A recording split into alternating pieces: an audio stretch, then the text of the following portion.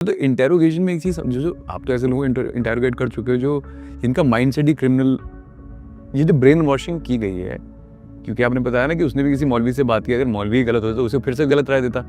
तो वो जो ब्रेन वॉशिंग है वो करने वाले लोग कैसे ब्रेन वॉश करते हैं? ब्रेन वॉशिंग का जैसे इस लड़के को कामरान का मैं बताता हूँ। एक ये अब्दुल करीम टुंडा जो था, ये मदरसों में जाता था, बांग्लादेश में भी और पाकिस्तान में भी, और वहाँ जाके तकरीर करता था।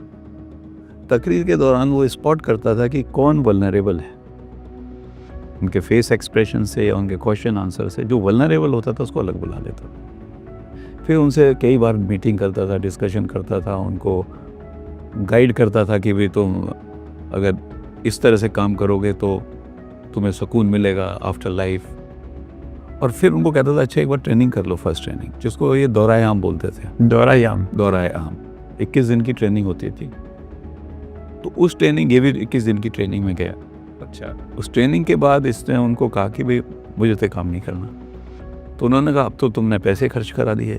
तो ये फिर डाउट में आया, फिर उन्होंने इसको पटा लिया। एंड फिर एक ट्रेनिंग होती है दौराए खास, वो 3 महीने की ट्रेनिंग होती है। फिर उसमें आर्म्स, वेपन, सबकी ट्रेनिंग दी जाती है, एक्सप्लोजिव बनाने की।